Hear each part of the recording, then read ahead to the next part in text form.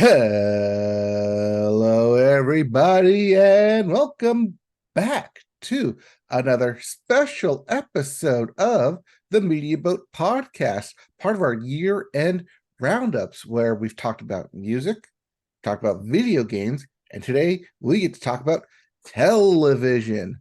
My name is Mike. His name is Matt. My name is Matt. His name is Mike. Thank you for joining us for the year-end wrap-up, not roundup. Although year-end roundup, we might want to use that next year. We could have like a whole cowboy theme. We could both wear hats. Hey, I'm already in an ugly sweater theme, okay? Yeah, you One you've theme at got a one time. theme at a time, exactly. But yeah, as you said, today is television, so we'll be doing the same thing we've done with the other categories, which is give you a recap of the year in news, then pick a news story that we think is the biggest news story of the year. I have an idea of what that might be this year, and then our top five lists of our favorite shows of the year, and then crowning a number one show for the Media Boat podcast, which again I think is pretty easy this year. So without further ado, let's go back in the Wayback Machine back to January of 2023, Boom. etc. And we're back in January, and we start with a couple of wrap-up notes from the previous year, including Adult Swim officially cutting ties with Justin Roiland from his scandal over there. And then Amazon cutting ties with Jeremy Clarkson with his scandal over there as well. Yeah, just guys getting their comeuppance for making terrible decisions in the past. Finally, you love to see it. Oh, yeah. And don't forget about Billy Bush, also cutting ties with Extra for his stuff in the past as well. Mm-hmm. And then in a little bit of awards notes, the Golden Globes, may they rest in peace for now. The House of Dragon, Abbott Elementary, and The White Lotus won their own respective series. And nobody watched it, Well, we watched the shows, but not not the the Golden Golden Globe show. Globes. Yeah, All right, let's move on to February, where, hey, you just mentioned this, and I forgot that we reported on this way back at the beginning of the year it's true. about Paramount Plus rebranding its Showtime linear cable pay TV with as Paramount Plus with Showtime. Of all the network names in the history of naming networks, that's And there have probably been quite a lot of there's been a network lot. names. That's probably one of the worst I've ever heard because it doesn't mean anything. It's like a streaming service plus with a network that you're familiar with. It's like, wait, what am I watching here? So I guess what this will be is that they'll just show the currently running Showtime programming, and then on top of that, stick in occasional shows that got their start Paramount on Plus Paramount Plus. exclusives. So this is where probably Yellowstone, everybody's favorite old man drama, will show up. And also all those Star Trek spin-offs Yeah. showing up. So yeah, like Picard and Mm-hmm. Below Lower Deck. Decks and all sorts of things. Yep. Yes. We also had news that CBS would be ending the Late Late Show franchise after almost 3 decades, as James Corden would indeed be Yes. the last host of that show. Yes. Poor went out for James Corden. He no longer has a day job, but I'm sure he'll figure it out. I would say drives off into the sunset, but really, we all know he's singing karaoke in that Yeah, car. he carpools off into the sunset, really. Yes. Singing Yes. all along. Which we would, I mean, we'll get to it later, but that eventually would get replaced in the year. Right. And then, oh, yeah, speaking of Paramount Plus on Showtime, Warner Brothers Discovery had the similar idea to put HBO products on TNT, Mm-hmm. as Warner Brothers Discovery merger wants more people watching their shit. This wouldn't be the first time they've done this. They made similar details in the deals in the past, including Sex in the City on E. They've Mm-hmm. shown cut up, edited versions of The Sopranos on networks before. So this isn't the first time it's happened, but it makes sense for what their current strategy is right now, which is take advantage of popular brands and literally just tax right off everything else.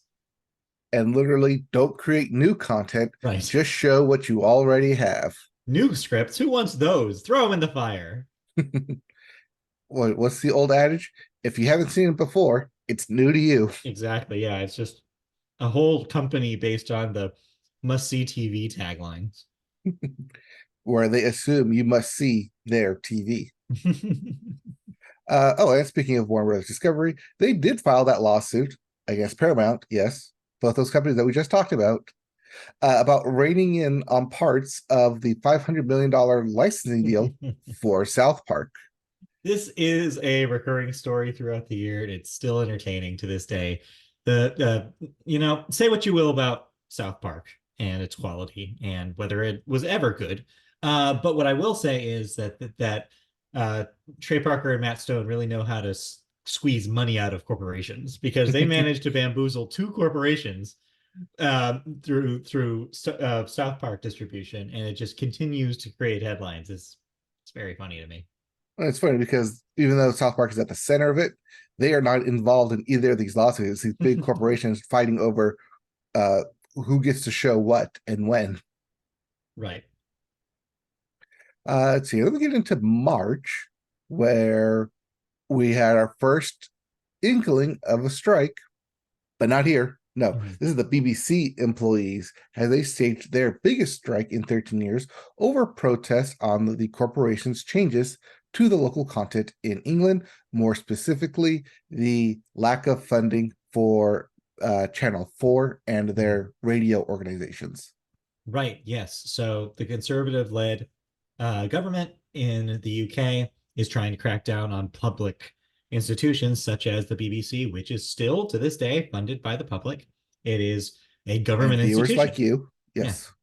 And so, unlike our public television, which has to basically beg hand like knee like hand like with their knees on the ground for people to support them because the government doesn't actually put enough money in, the BBC is largely funded by their government, except if the government starts making cuts and changes the content, you get strikes like this, you get public outcry, because it feels like it's owned by the people of the country. And so they feel like they have a need to fight back against those kind of cuts. So yeah, this was cool to see. And yeah, as you mentioned, it did give a kind of hint towards the year of labor that would kind of fill up the rest of 2023.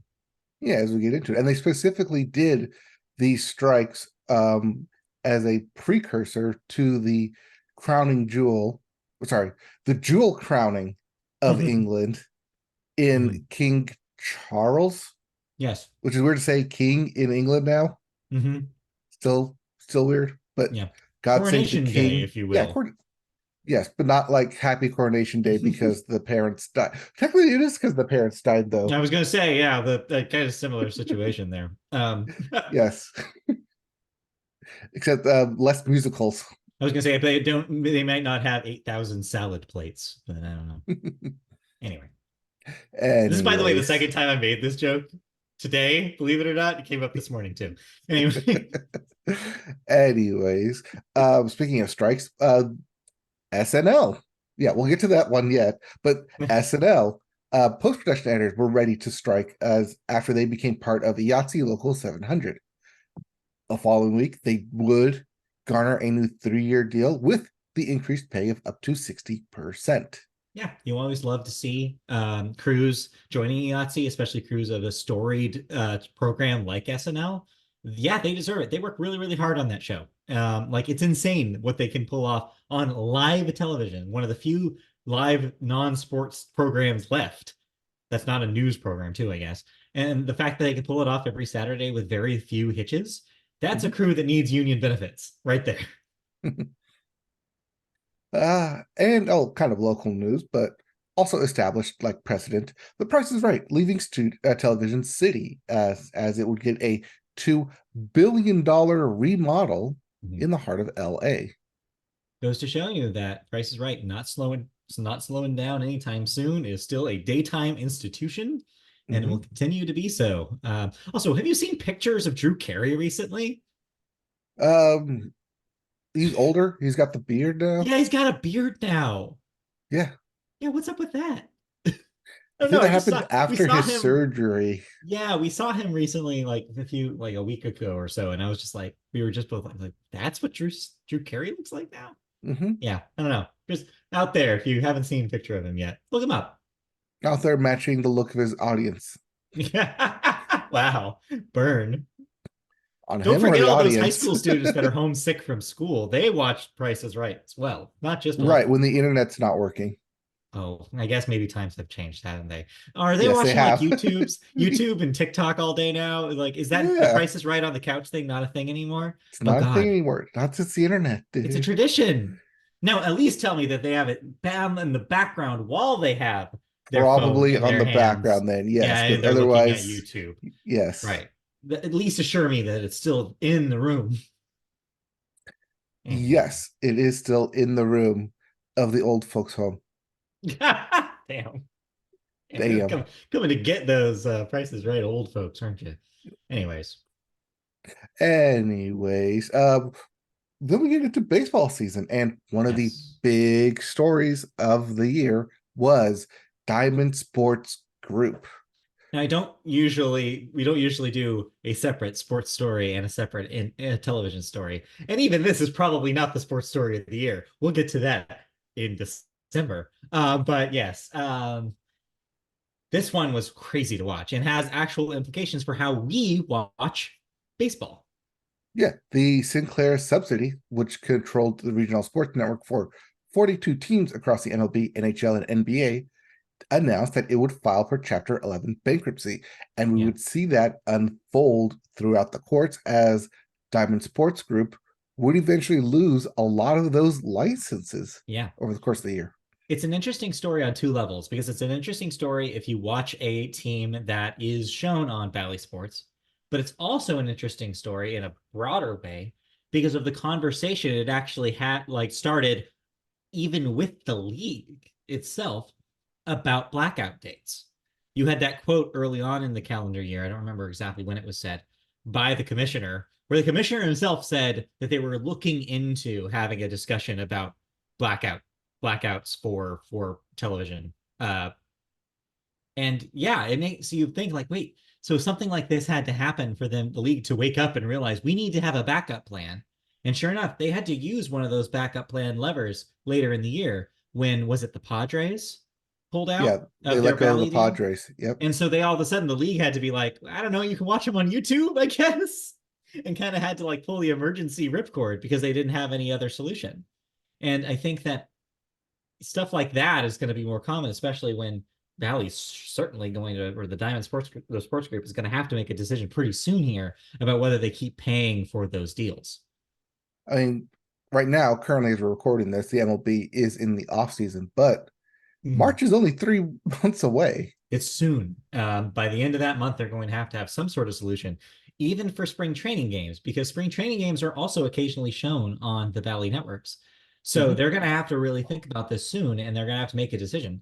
And the league is also going to have to make a decision about blackout dates, because as we talked about, and we'll bring up probably when we talk about the December stories, the fact that Dodgers games are locked in that Spectrum deal is going to alienate so many people here in Los Angeles. The fact that they can't just watch their local television show or television station and watch Dodgers games is going to break a lot of people's brains because they're going to want to see Ohtani. They're going to want to Mhm. see Ohtani play. And the fact that you have to subscribe to a full cable package with Spectrum to see Ohtani play, Oh, no, it's a full cable package plus sports plus the package plus the sports package, add-on. Yes. it's like it's obnoxious. No one's going to want to pay 200 150 to $200 a month to watch $256 a month and change. $256 a month. Yep. Oh, that's after your 2 year special agreement Oh, ends. yeah, and that's probably not even including the rental like for the actual box, isn't it? Like they probably Nope, nickel that's and dime you every step of an the extra way. $10 a month. Oh my God. So yeah, like that's the tax then to pay Otani, like to watch Otani. Like Mhm. no, I'm sorry. They're gonna have the league is gonna have to really think about blackout dates, like blackout, not blackout dates. What's the word I'm losing there? Blackout. I don't know, games. I It's don't it's know. just it's just blackout. Yeah, blackout. They really have to gonna reconsider how that works because MLB TV is a wonderful product. Trust me, I had it, and it's great. I love the freedom of being able to watch anything but your local team. And that sucks because that's what most people want. I don't know. Right. Is there's like no way you can go out and like say you're from like a different area to in order to get Right. that I mean, there's ways. it's not, I'm not saying there's no ways, but the average person isn't going to want to figure out how a VPN works. I'm just Your average older viewer who's been watching the exactly. Dodgers for years Yeah. isn't going Isn't to going to want to or want know to how to figure it do out. that. And the argument that the league used to have, which is, well, it's supposed to get people out to the ballpark. Dude, those games are going to sell out and they're going to sell out fast, regardless of whether or not there are blackout on your MLB TV. Not to mention prices going up. Prices are going up. Like the average person is also not going to be able to afford to see Otani play in person. It's a recipe for disaster for Dodgers fans. And of course, I really don't have much affinity for Dodgers fans. However, I like baseball and they like baseball. And that is where I'm coming from here. If you like baseball and you want to watch your team play and you want to watch one of the best baseball players of all time play, you're going to get shafted. And the league has to consider how they can make it easier for that to happen. Well, Anyways. first of all, they have to try and make it easier for streaming because Apple, who used to do the Friday night baseball Mm-hmm. games, announced that they would no longer do it for free and that you had to be a paid member to Yeah. Apple TV Plus to watch those Friday night baseball games. I mean, I understand why you would eventually do this because it does act as a Trojan horse to get me more people on the actually very good streaming service, Apple TV Plus. More people need to realize that there's a lot of stuff buried in there that's really great, especially if Mhm. you have kids. Like I haven't talked about this a lot on the show because it's not really our demographic, but the kids programming on Apple TV Plus is excellent. There's some great kids shows on there. So if you have kids, 100%, like Shape Island, by itself is just such a wonderful kids show. The Frog and Toad adaptation that they have is great. There's so many. There's also a bunch of like live action Disney style sitcoms that seem like they're pretty good for their audience. Like there's some stuff on Disney on Apple TV Plus that's worth excavating out. That's worth your time. So Oh, as I'll that, it get makes there. sense. Yeah, at that level, it makes sense. You want people to join onto your thing, but at the same time, you're right. It expresses a larger problem with the league that they keep making these exclusive deals, and it means fewer people can actually watch baseball games in a time where you'd think they would want to expand the audience. But I don't know. I What don't do know. I know? What do I know? We're not here to talk about sports, though. Yeah. That was your sports corner in the Mm-hmm. TV wrap up. Mm-hmm. All right. So let's move on then into April, where we had the first official announcement of Scott Pilgrim versus the World coming to Netflix. And Yeah. won't be the last time we'll talk about it here. Yeah. We'll mention it a lot later. Yes. But what we won't mention is the next three people because they have all been let go from their respective designations. First being Mike Fleece from The Bachelor, former creator of The Bachelor, who was let go after an internal investigation. Found there was more than enough racial discrimination happening under his tutelage. Yeah, I mean, this isn't super surprising. We're just recently here in this household getting into the Bachelor franchise, Bachelor Nation, if you will. Mhm.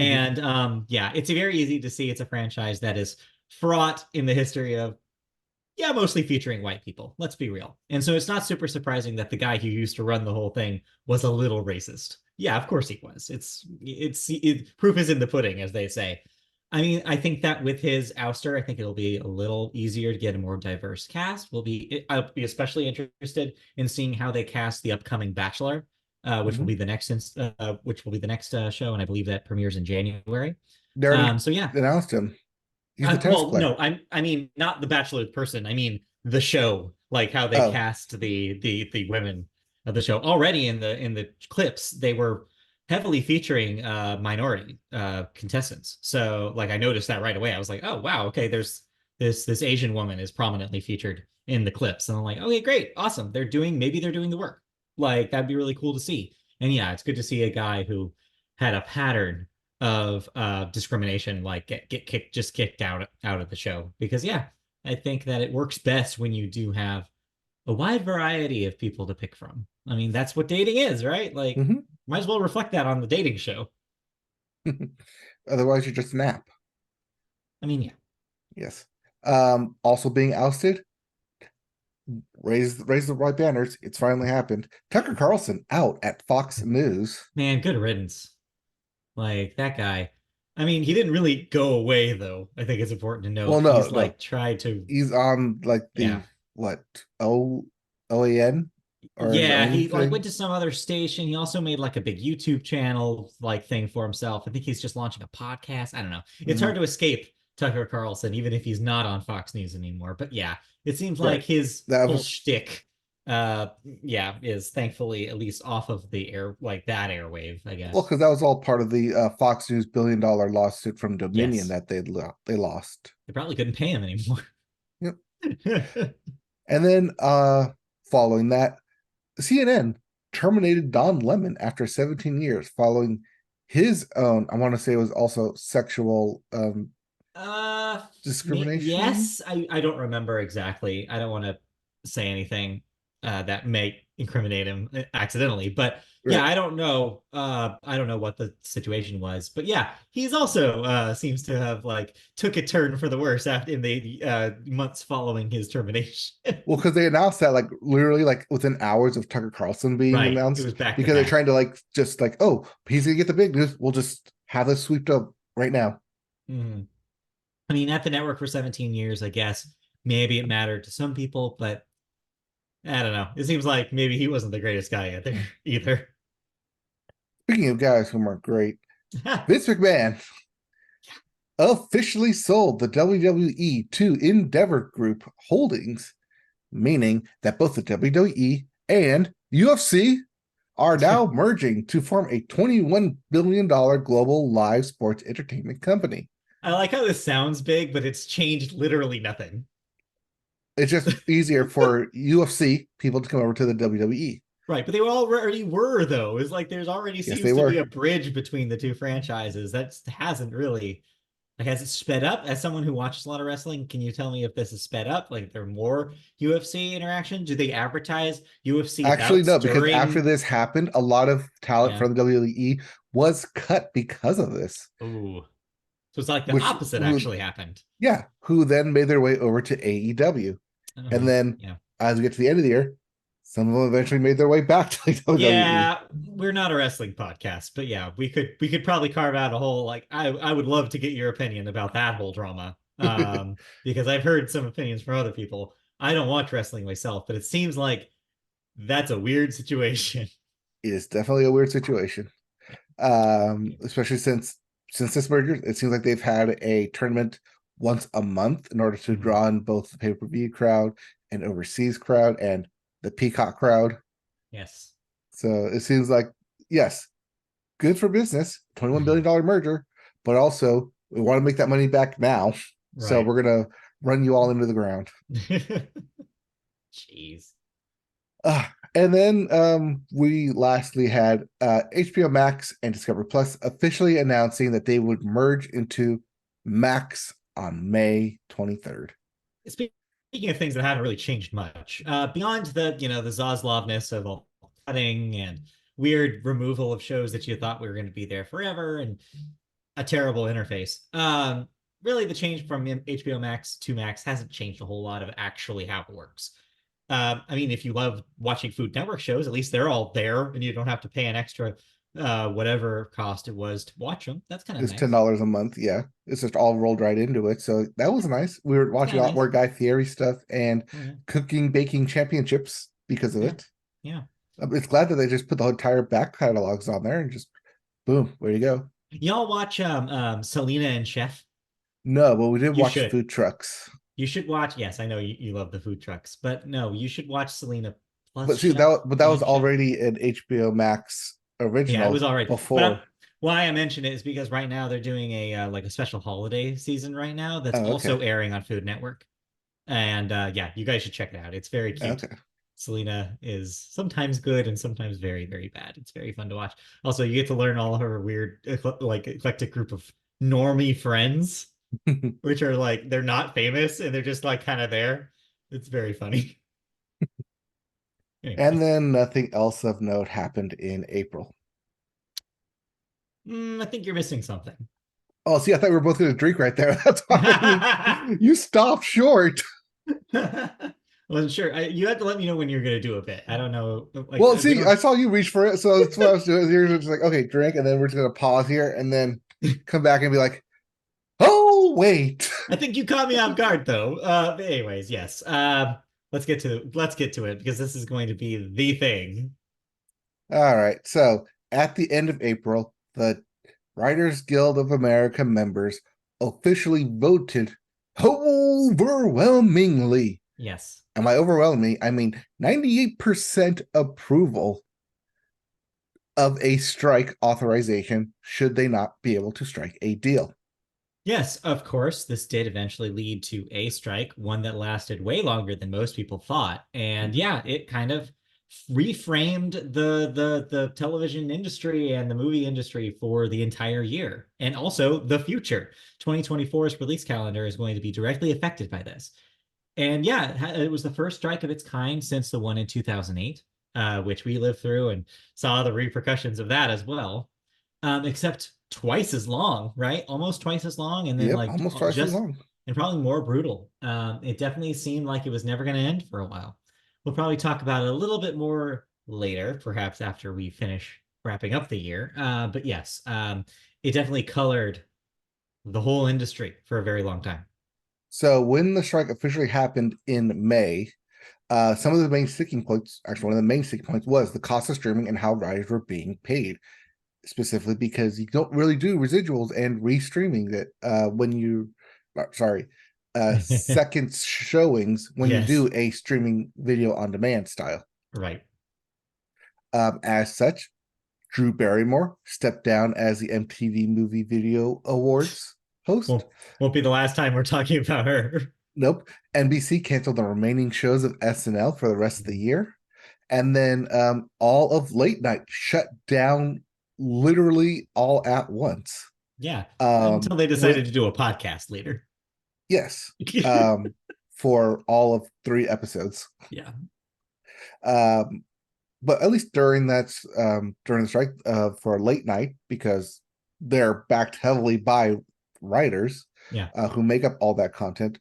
Jimmy Fallon, Seth Meyers would pay their staff through the strike. I believe Jimmy Kimmel and John Oliver also joined that Yeah. train as well. But then we got the WGA picketing at Boston University uh, because the 2023 commencement speaker would be none other than the hero and savior of, I guess, Max now himself, CEO David Zaslav and his Boo. axe. Boo. But yeah, they picketed because the chancellor of Boston University would not change his opinion of allowing him to speak. Yeah.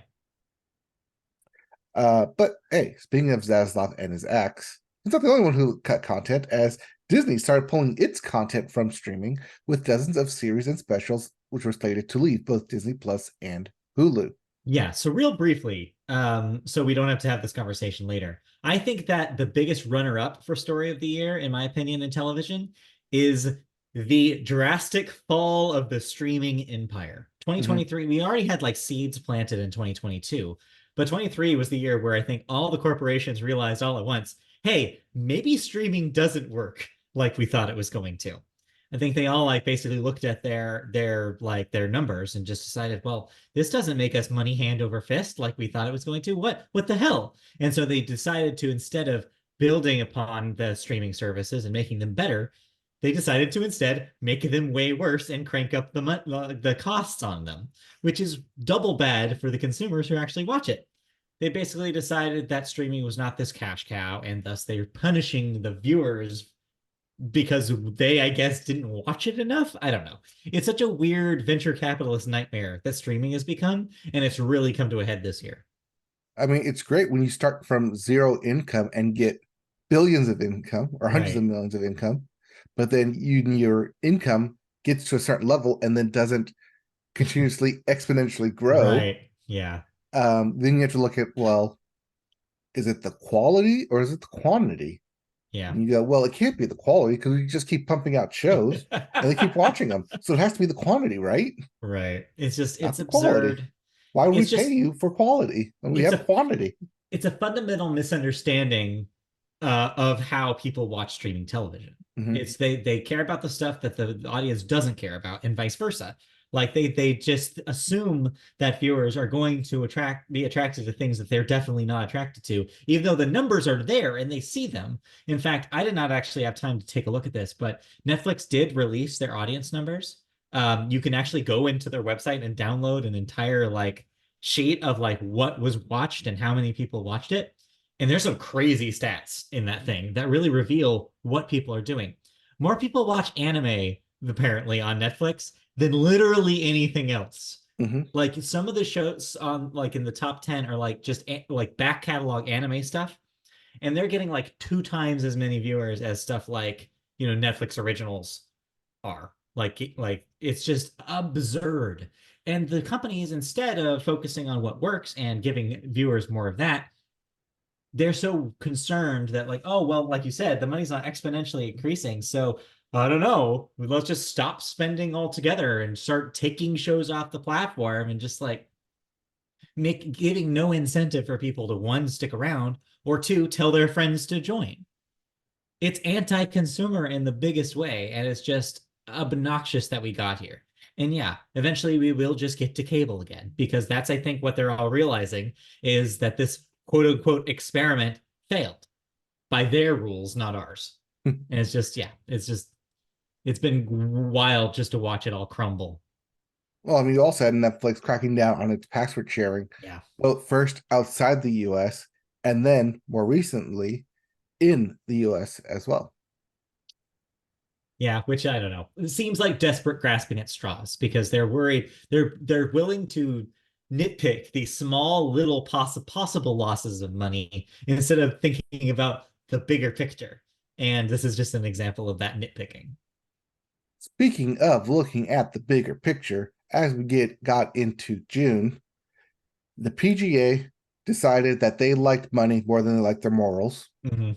and officially joined the DP World Tour and the Investment Fund, being the Saudi Arabia Public Yes. Investment Fund, to Yes. announce a deal that would unify the game of golf, combining PGA and Live Golf into the yet to be named World Golf Tour Company. Yeah, this was like you said, a questionable choice to make, considering the politics of all of it. But as you said, money talks. And also, it seems like the PGA got their side of the deal pretty much ironed out, because their leadership is going to be the ones at the head of this. And so it does seem like they are like For now, largely take, until yeah, for they now. get pushed out. Like, yeah, it seems like they're Like, who does largely not see this coming right. of people being instilled within the PGA to agree with the Saudi Arabia side and eventually like call out whoever's currently in charge, saying your way of thinking is old. We need new Yeah. fresh blood. And my new fresh blood says the Saudis' money speaks volumes to me. I mean, to me, this isn't super surprising on an even bigger picture note, because golf as a sport is a fairly conservative old man kind of game. Like, Mhm. this is the people who run it, it's the people who watch it, present company excluded. And like, because I know you like your golf, and I get it.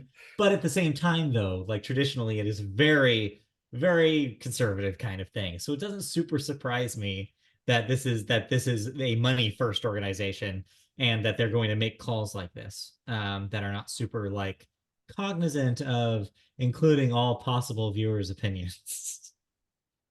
This is the uh, same sport that gave you exclusionary country clubs, so and badly used public water and utilities, stuff like that.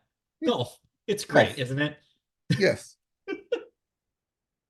Uh, but hey, at least what's great, or may or may not be great, Pat Sajak deciding that he would be leaving Wheel Yes. of Fortune after the upcoming year. His 41st season would indeed be his last. I love this story because it's so funny. Like, you can easily take the temperature of what people think about Pat Sajak, that by the reaction of this story, which was, eh, like it was just like a collective shrug. Everybody was like, "Oh, he's leaving. Okay." Nobody really likes Pat Sajak. He's kind of a jerk. Apparently, he's a weird guy. Also, everybody's there for Vanna White. Like, nobody's there for Pat Sajak. So, like, yeah, this was a long time coming. Get that guy out of it. However, later in the year they would announce that Ryan Seacrest is his replacement. Yep.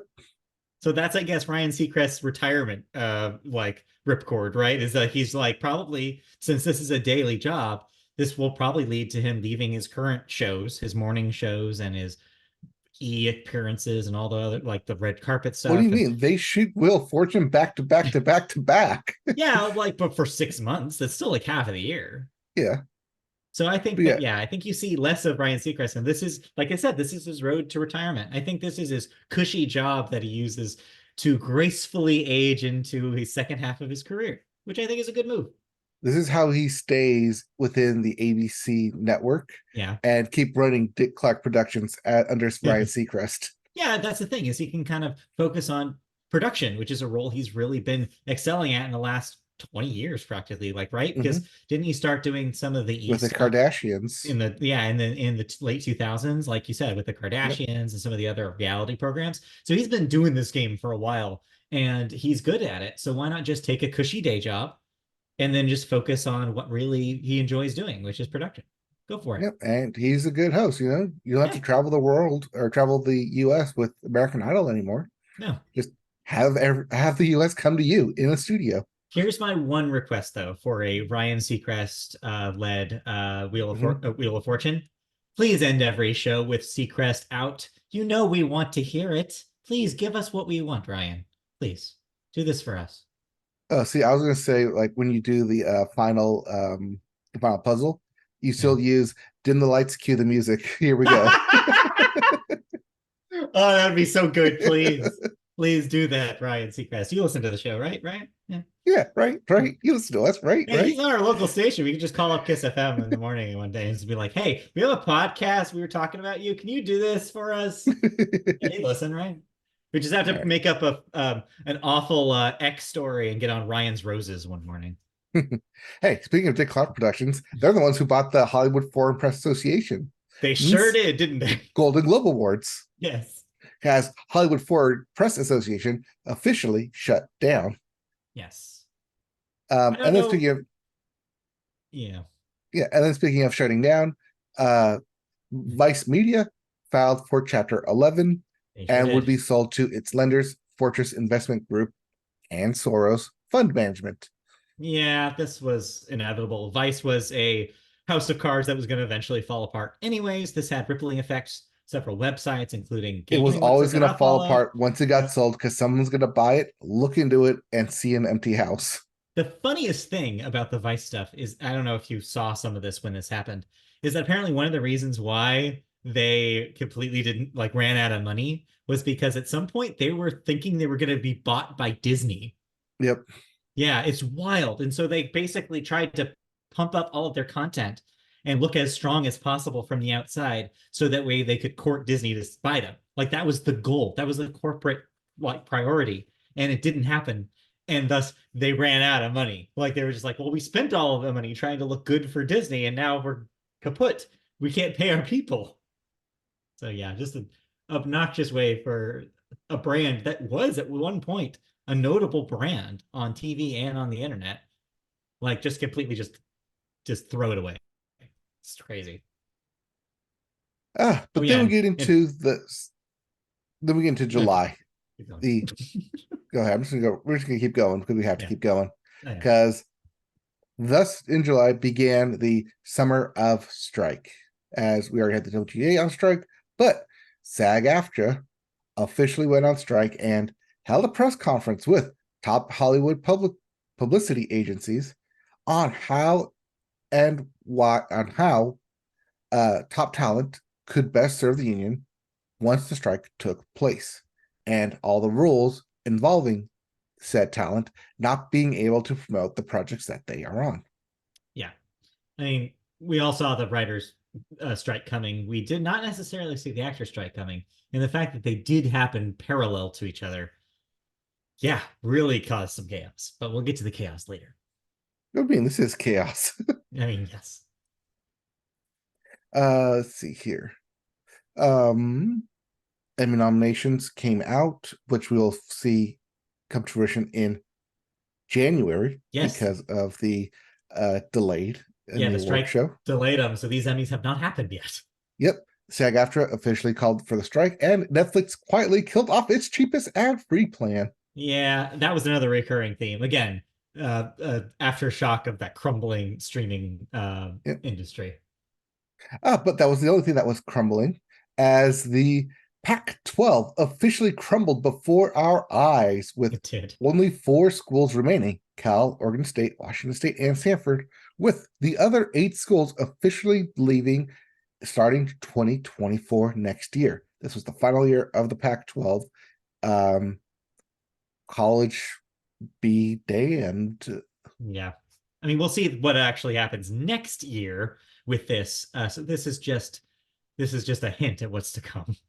yeah, you know, with like Stanford and Cal probably being accepted in the ACC, the Atlantic Coast Conference from the West Coast over here. Right. uh, oh, and then for those of you space nerds out there, NASA Plus coming to a streaming service near you. Yeah, cool idea. Yeah. Let's see here. Everyone has decided to pass on said Golden Globes. Yep, Recurring story of the year is just the Golden Globes themselves. ESPN officially found a way to make money. ESPN found a way to make money, and they signed a deal with Penn Entertainment to create ESPN Bet, and those ads have been everywhere just Yes, in and this time for will bowl season. yes, and this will eventually rebrand ESPN Plus as ESPN Bet, right? That was always the plan. No, it's going to be its No? own separate thing. Okay. This is it might be. I think what you're thinking of is that they're going to rebrand it because they're going to roll original ESPN Plus into Hulu and Disney into one streaming package, and just have the Eventually. ESPN Bet in its own separate thing, because you Yeah. can't have your kid watching Disney Plus and then make his way over to ESPN Bet in the same app. Yeah. And then, speaking of Netflix, once again rearing its head, has it ended its DVD rental service after 25 years, and the last DVDs went out to the special kind of giveaway to its fans, as they sent them out and said, keep it. Yep. Did not sign up, but hey, if you were one of the people who still receive DVDs in the mail, you don't have to send it back anymore. Yeah, it was an end of an era moment in a year where we had a recurring theme of where can you buy physical DVDs anymore? Who can say? And yeah, the bleak future. That's why a lot of people this Christmas are getting physical copies from me this year. You're like, you're gonna need these, trust me. Then let's get into September, as we had a huge blackout for Spectrum customers. Eh, Speaking of Spectrum and yeah. Otani, this could happen to you, as Disney Plus, it's not Disney Plus, Disney TV channels such as ABC, ESPN, FX, and Freeform all went dark, as the Walt Disney Company and Charter Communications, being Charter Spectrum, could not reach a deal For until like a 10 week. days later. Yeah, like that's the thing, is I almost think that this is not super worth talking about for very long. It was such a blip on the radar. This happens all the time with cable. Well, see, it started right at the beginning of college football, and they signed the deal literally hours before Monday Night Football was set to kick off. I mean, yes, that So is true. that 10-day stretch of questioning, how can I watch my football? Yeah, but it was And over. it just goes to show football is a driving factor in the United States. It really is. Yeah. Hey, let's get back to talking about strikes. All right. Yes. Because if you were trying to get your production back on the road or back to shooting, well, if you agreed to SAG-AFTRA's terms, you could, just like AMC Networks did, just like A24 did, just like Yeah. Annapurna did. If you accepted SAG-AFTRA's deal, then you could go back to production. A lot of people saw this as kind of undercutting the purpose of a strike, Yeah. while other people saw it as, if these smaller production studios can agree to this deal, why can't the big guys agree to this deal as well?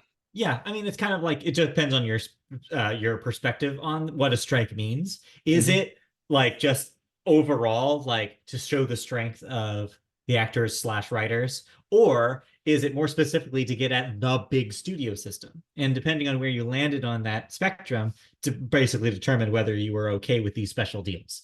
And I think, yeah, I think ultimately it showed kind of that there are nuanced opinions on both sides that make some sort of sense. But yeah, it was interesting though to see every once in a while an actor or a writer try have to defend themselves like, oh, don't worry, I can talk about this because I'm part of the special deal.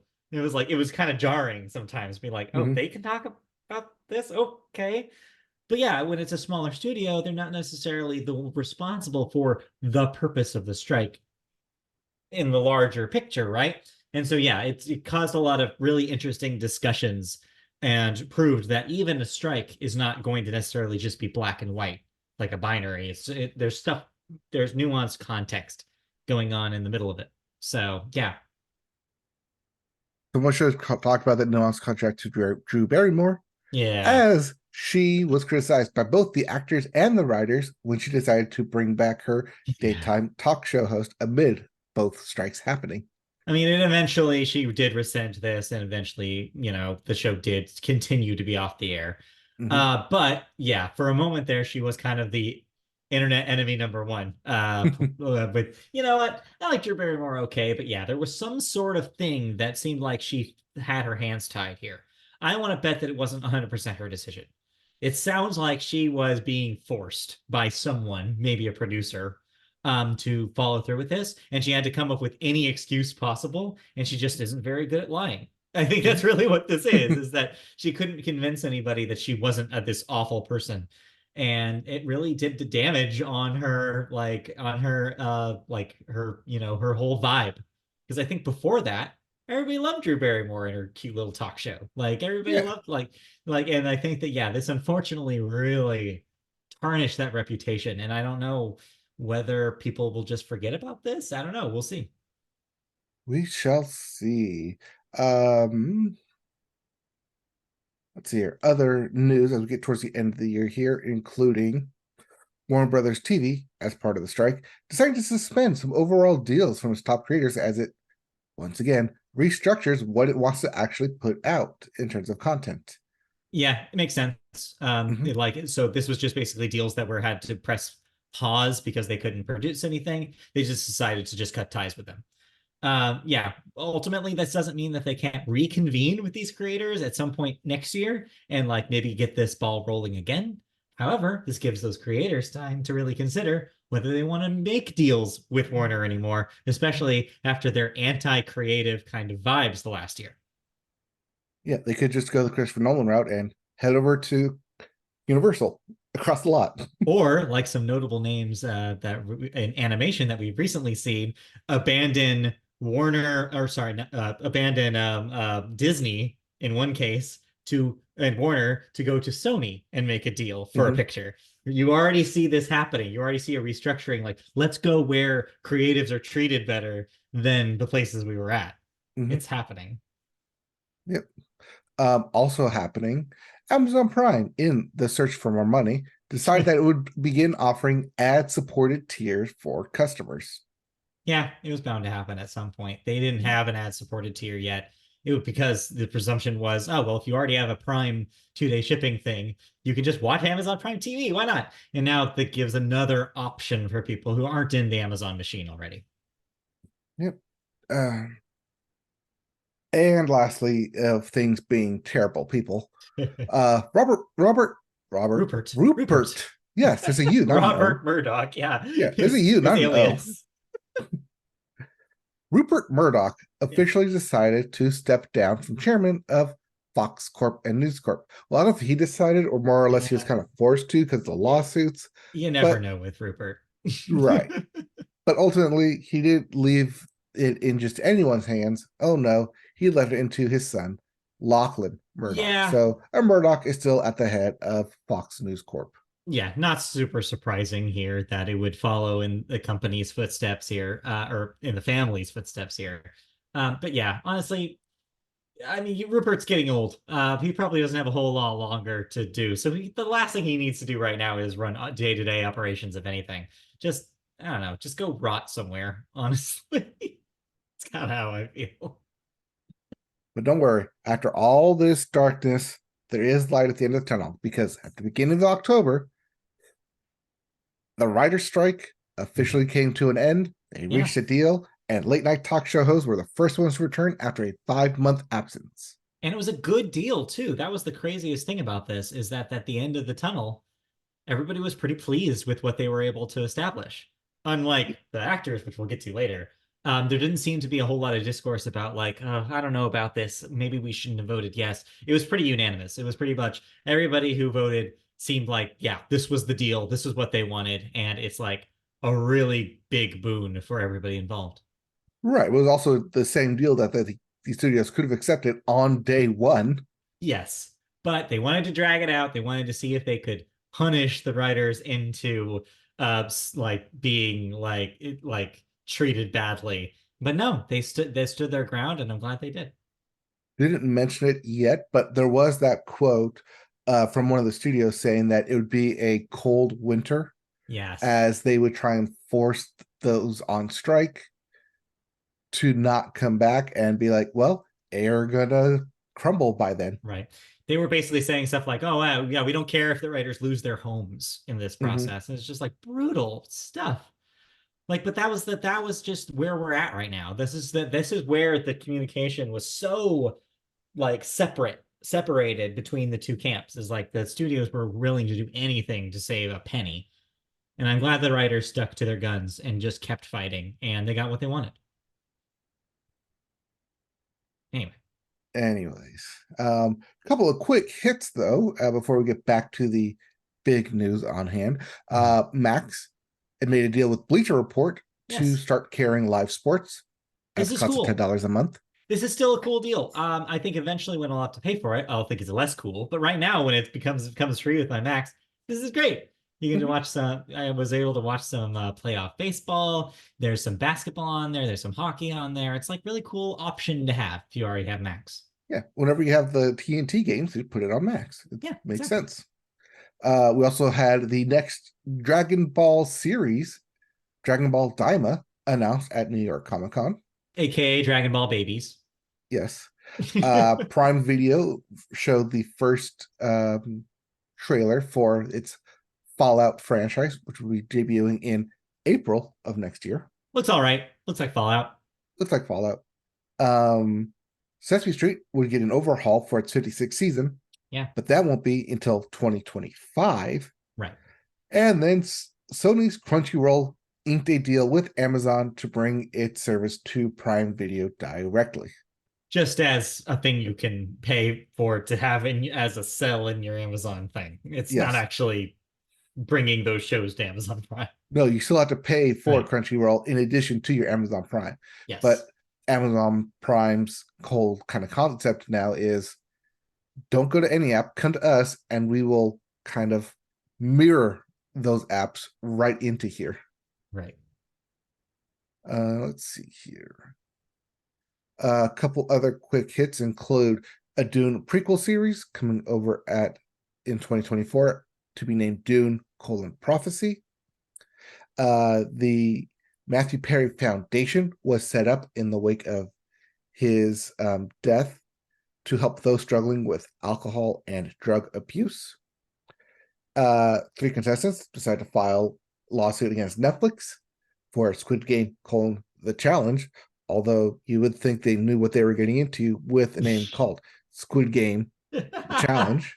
I don't know. We talked about it in more detail on the podcast. It's a little more nuanced than that, but yes, Yes. to a certain extent, it did what it said on the tin. Yes, but so. And lastly, in other news here, Dave Filoni officially named the chief creative officer over at Lucasfilm, where he can continue to bring his toys from his animated series into live action.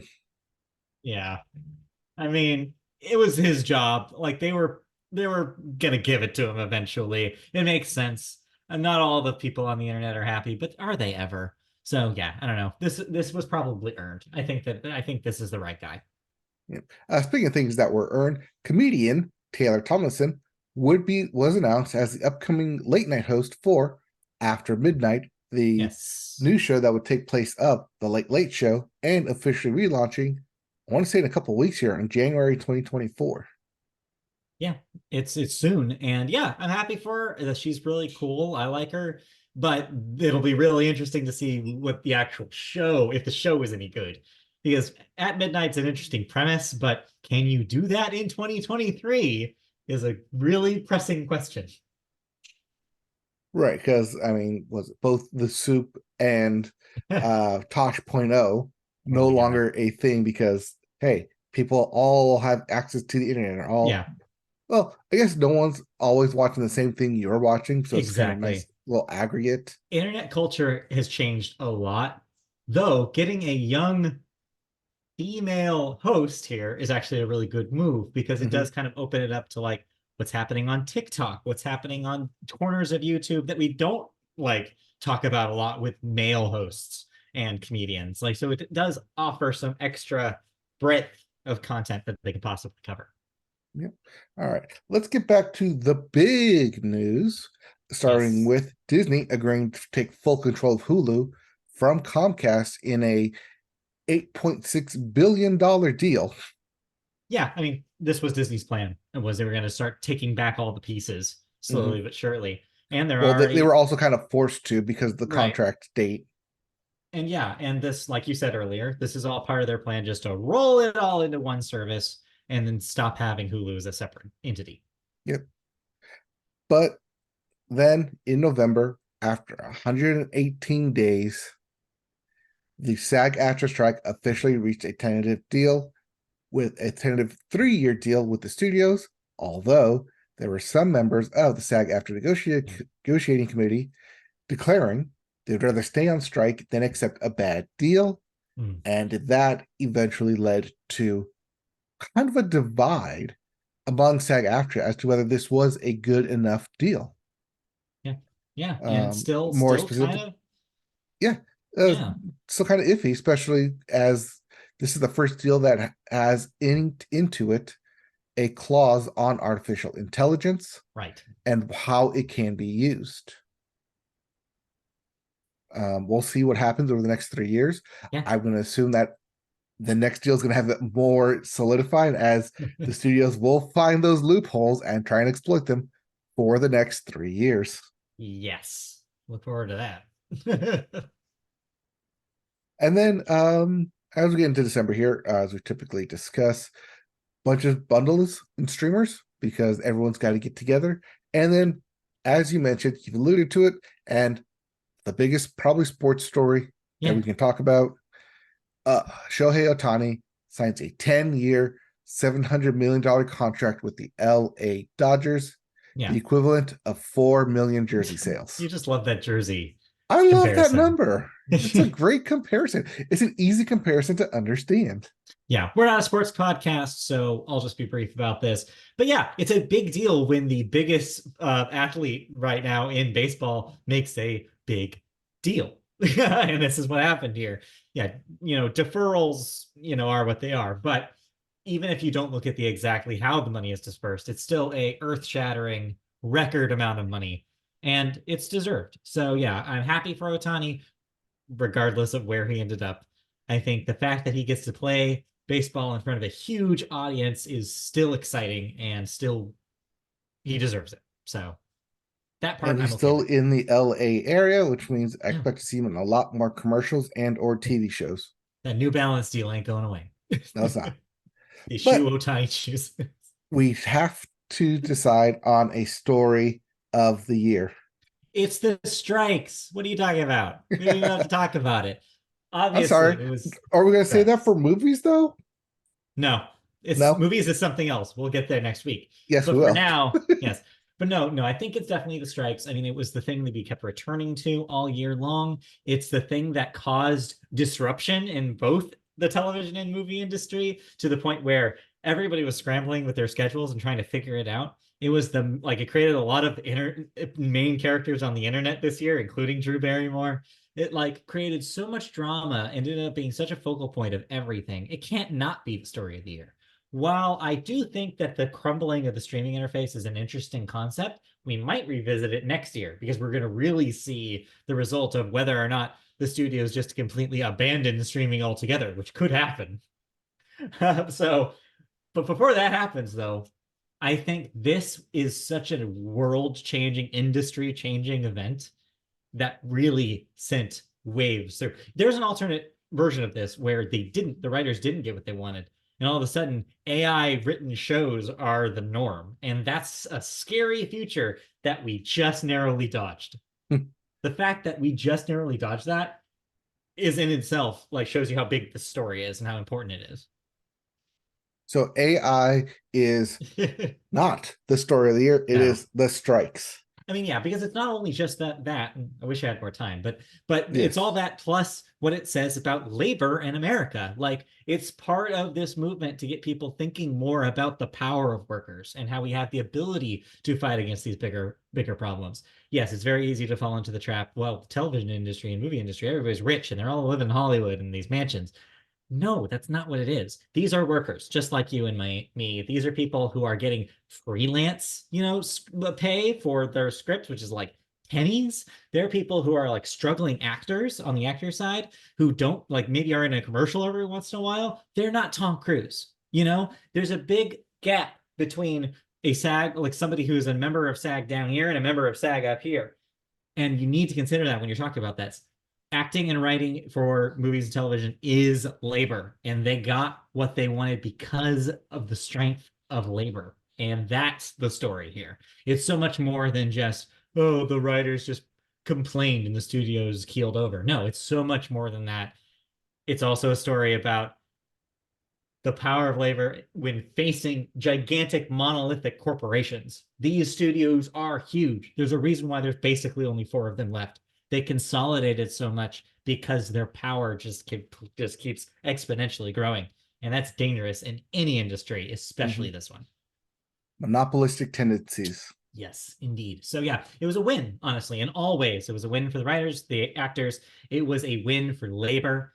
And yeah, I think it's a really good template to base all future like that in the next couple of years of labor relations in the US to base your struggle on, like to look back and see these wins and act accordingly. Fight for labor, fight for workers. It works. We didn't really mention it here, but the DGA also had a new contract signed Yes. this year Yeah. before SAG-AFTRA and the WGA. And Yahtzee is next year. So we Yep. will have to watch when that happens because that surely will be another strike.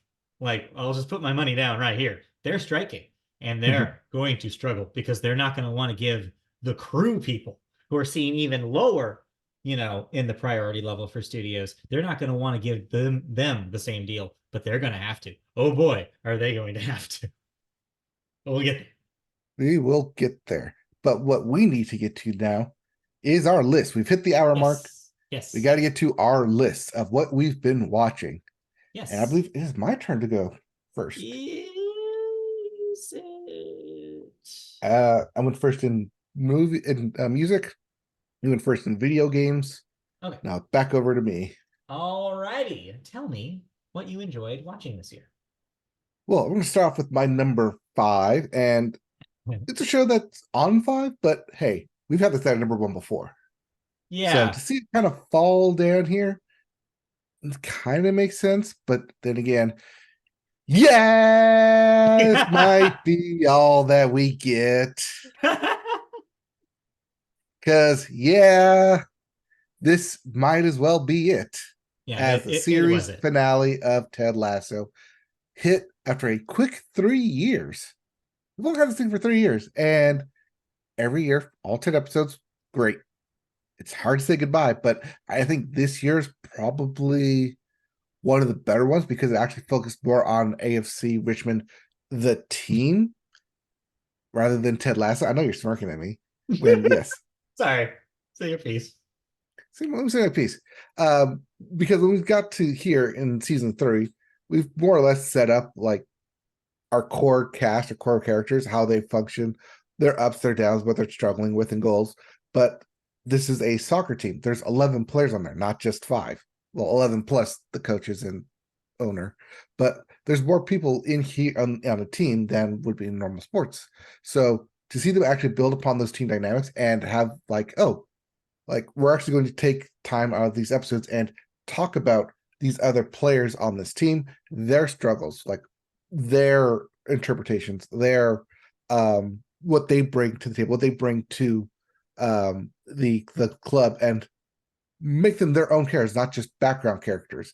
It actually especially worked because after the season finale, more recently, went back and watched the Christmas episode, and I saw these recurring players. And now when I see them, it's like, oh, that's just the goalie or that's just the defender. It's like, no, that's Van Damme. I know him now. That's the French guy. I know him now. And to see, get kind of that aspect out of it, coming back into it, is well done on the writers. Say what you will, and I know you have a lot to say about that actual finale, Yeah. but I like what they did there. There's a lot of good callbacks into it. There's a lot of good references to aspects of the show. Yes, it is kind of more or less a happy ending, but at the same time, it's okay to have a happy end. It's okay to ride off into the sunset, even if it is technically a loss, or like you win some, but you lose some. You win the battle, but you lose the war. But it's the friends and the relationships that you make along the way. And in the end, Ted Lasso got what he wanted out of it, which is a winning coach and back to his family. Yeah. I mean, I'll be really brief here. What I will say about Ted Lasso season 3 is I like cheese. Don't get me wrong. I like a cheese, but some cheese is stronger than others. And that could be, like to a lot of people where they cut off. Some people, like most people, like a cheddar. But, when you get over to the more experimental cheeses that you get from like the French cheese shops, they're just overwhelming in their odor. And sometimes it's just a little much, but they are both cheese.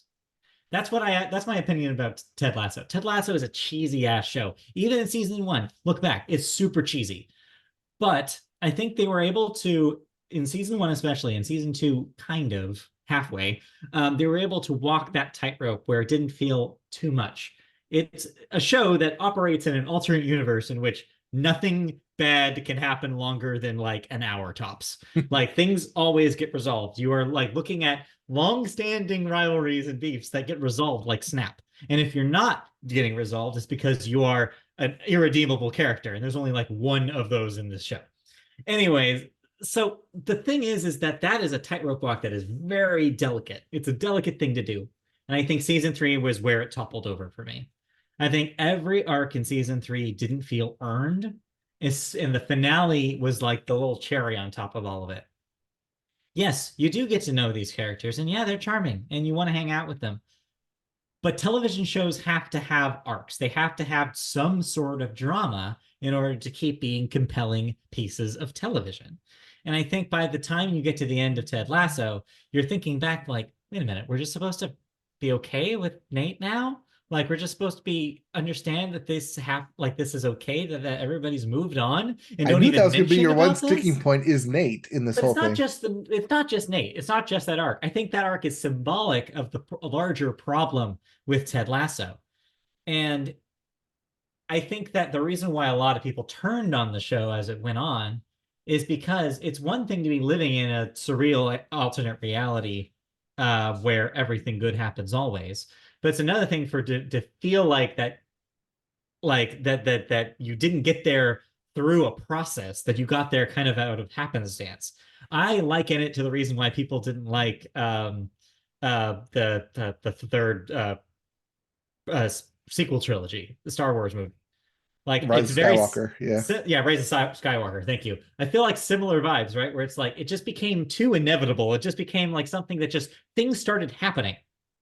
Somehow Nate was redeemed. Like that's about kind of the feeling that I'm talking about. It's the TV equivalent of that for me, where it's like this: you took this thing that I really thought was interesting and compelling, The Last Jedi, and you just kind of threw the compelling part out of the window in favor of audience pleasing musical numbers and good times had by all. And it just didn't sit with me well. It was the stinky cheese. It wasn't the good cheese. Yeah, but I still get teared up when at the very end of the last game, they all bring out the pieces of the sign and they make the Sure. belief sign again. Yeah, no, they know what works. It's a Mhm. very emotionally manipulative show. And depending on where you stand, that could be really affecting, or you could be rolling your eyes. And by the end of that roller coaster ride, I was rolling my eyes. I was not tearing up. See, I was having fun on that roller coaster ride. The one thing, the last thing I'll say is the one thing that I did think that show actually did do really well is the discussion of mental health, is Ted's kind of experiment with like therapy and what that ended up doing for him. I think that stuff really works. In fact, the best part of the finale in my mind is the bit where he's talking to his therapist and he just basically says like, or no, and also the bit where he's talking to his mother and he finally just like explodes on his mom and just like says Mhm. like, no, you did not support me. Like this was not good. Like, and yeah, it was a cool, that really touched me because I'm like, that's a realistic depiction of what sometimes needs to happen with family dynamics or with somebody who is a loved one, because you do sometimes get to that point where you need to just tell them. And sometimes that leads to the repair of bridges. But it's also in an environment where a lot of shows are doing that now, and a lot of media is doing that right now. It's becoming something that not just Ted Lasso is tackling, soccer pun. So Mhm. yeah, I don't know. Overall, it just didn't do enough for me to remind me why I enjoyed season one as much. And so to me, it was a missed opportunity. But I get why, if you're willing to like let those things fly, I get feeling at the end of it like, oh cool, like I loved hanging out with these people because that is still there. That's still there. It's just unfortunately it was buried under a lot of other stuff for me. Well, see, that's why it's kind of like I'm number five, not all the way up at number one like it used to Right. be. Yeah. It does still have its issues that, yes, you can't really overlook for season three, but coming in as a whole in terms of like a series finale, the Mhm. final season plays off what came before in season one and season two. And I think being Bill Lawrence wanted it to end after three seasons. Yeah, yeah. They did what they wanted to do with it. That is good. I'm glad that they got in, got out, did what they needed to do, and went over with it. Because yeah, Mhm. there is an alternate universe here, which this thing lasts way too long, and it gets Yep, really, really long in the tooth in like season five, and you're just like, I can't believe Ted Lasso's still on. But thankfully, that wasn't our reality. right. I mean, if this one's gonna be on number five, it was probably gonna be what, like Physical 100, one of those like reality shows. Well, okay. Well, I guess it could have been worse then. Could have been worse. Anyways. Anyways, but let's get better though, because at number four is a show that came out at the beginning of the year, and I'm glad we're able to return back to it. Poker Face from Yes. Ryan Johnson, with his creative mysteries of both Knives Out and Glass Onion, decides to bring it to the small screen with Natasha Lyonne in the lead. And at first, I was super skeptical of this show because of Natasha Lyonne. Really? I've said my very different opinion from most people here about Russian Doll, and my uh, less than glowing review of Russian Doll. So when Natasha Lyonne was going to be the lead here, I was like, okay, I will give you a shot, but just know I'm watching you. I have more faith in Ryan Johnson than I do have in you, Natasha Lyonne. But by the end of the show, I was on hooked. I was on board. Hell, at the end of this first like 4 episode drop that they did, I was on board and waiting for this thing to happen every week. Um, I loved it. You loved it. I tried to get other people to love it. The only thing is that this thing is squarely secured behind the Peacock paywall, and that is enough to make people question if they want to even sign up for Peacock just to get it. I say yes, but also if you haven't, sign up for Peacock. It's cheap now, and you get the Olympics next year. So in the meantime, watch Poker Face. And guess what? I think we're getting pretty sure we're getting a season two Poker Face next year as well. Yeah. So it's a whirlwind of variety, especially with all the different guest stars. Each Mhm. episode is its own self-contained story, while there is a through story with Benjamin Bratt throughout it Mhm. that is nicely wrapped up. By the end of it, it does do itself a favor and leave the door open for even more wild and crazy Yes. mysteries to be had. Yes. This is on my list as well, so I won't talk a whole lot about it. But yeah, you're right on every single point. It's just such a cool vibe of a show. It's just like you love everybody, you love finding out all these weird little communities, and you love finding out about the weird quirks of all the weird people she meets and her own quirks, and you get to like be part of this really compelling mystery of how she's gonna get out of her predicament. And yeah, it's exciting up until the very end. And I am so looking forward to more Poker Face. Like, it's such a cool show. it's also good that each episode doesn't end with, and then the cop showed up and arrested them. That's Right. not always the ending. Yeah, I And think that's good to they have. avoid being too formulaic. It's just formulaic enough in its structure where you know more or less, okay, this is when she's going to notice something. This is when it's going to wrap up. She's going to do, okay, this is what I think, and confront the person. But the way they do the confrontations, again, I'm already kind of digging into my stuff. But yeah, like the way they The do these bullshit meter. things, yes, the way they do everything is the compelling part. Like that's the stuff that's cool about this show. Yeah, the bullshit meter, the interactions that she has just randomly, not only with these people, but how involved she gets so quickly with everyone. Mhm. And it's all tied together. Nothing ever feels forced. And that Yeah, is the sign of great writing. for sure. So pay the writers. Indeed. All right.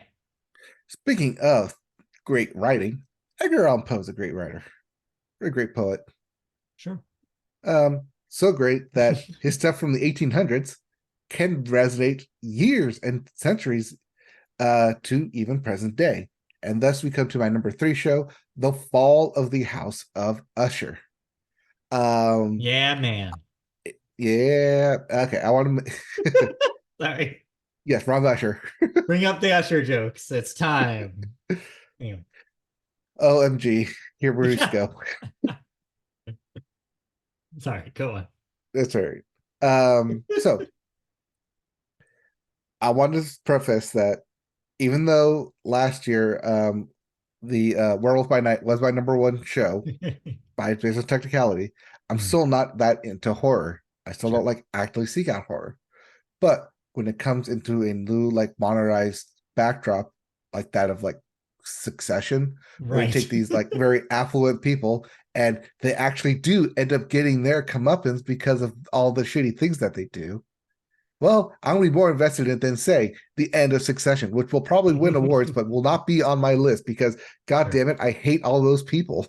And while yes, that's probably the whole point of Succession, that you're supposed to hate these people, but I want something to actually happen to them. And at least with the fall of the House of Usher, I get to see that. I get to live that, will you say? But it gets to like feel just feel good about these people's deaths because that may seem right or wrong, but the deaths feel earned, and the fact that each death is based upon a work of Edgar Allan Poe, and the fact that each of these are woven into an overall arching story, interconnecting all of these different standalone works, is what works for me. I Mhm. mean, also Brace Greenwood and Carla Gugino just totally own everything that they're in. They are the through point of this entire series. Yeah. Yes, it's probably gonna be a limited series. I don't ever see them doing a Fall of the House of Usher Sure. Part Two. No.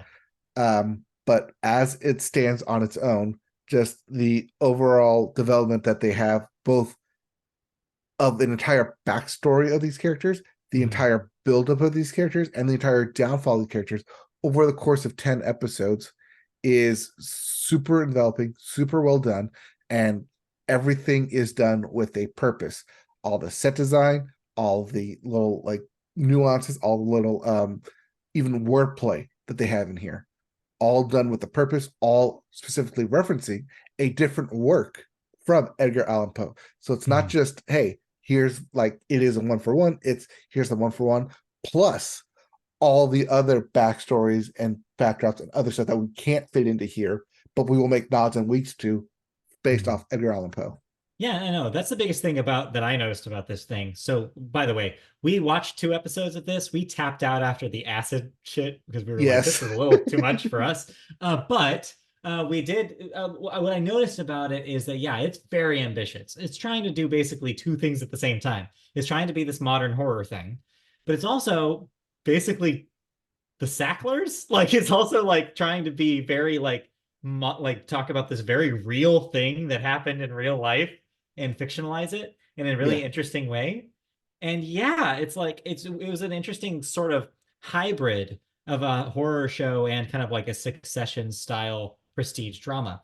And the fact that it kind of balances both plates at the same time is a really impressive thing. And I'm glad to hear that according to you, it was able to to keep that up, that balancing act out like up throughout, and still pay homage to these Edgar Allan Poe stories, but also feel modern and feel like it's saying something about the current like climate of like rich people who are taking advantage of the system, which is like a really interesting thing to do.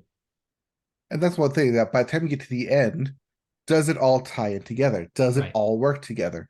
Because a lot of times you'll get to the end, especially in Mm-hmm. Marvel stuff, where it feels like, oh, they're just going to abandon everything they did the past 8 episodes just to make a big finale.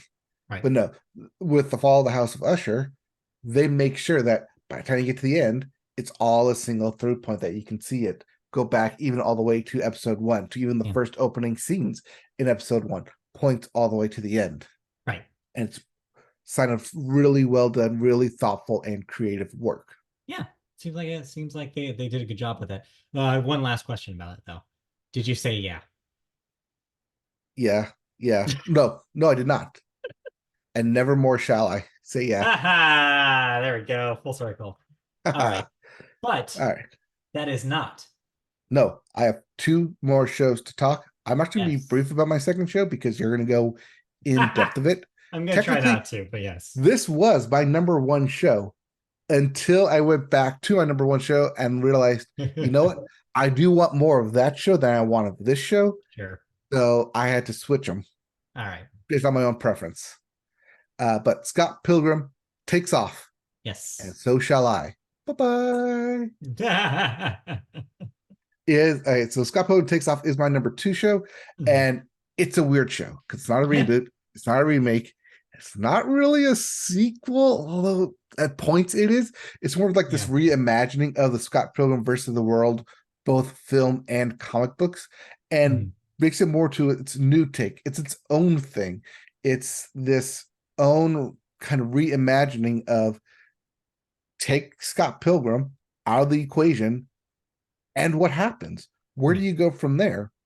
You make Ramona Flowers the main character, and you make her the one to confront her exes, not Scott Pilgrim. And it's this Mhm. weird little adaptation from the same guy, though. I want Yeah. to point that out. This is the same guy, Brian Lee O'Malley, who wrote this version, who wrote the 2010 version of the film, who wrote the comic books that predated it. So to see him take his own work and be able to both revise and reimagine it into this new thing makes it very unique that you have the same guy, like not just same guy, but just the same artist have this recontextualization of their own work. And it works. All three of these different entities for Scott Pilgrim work in their own right.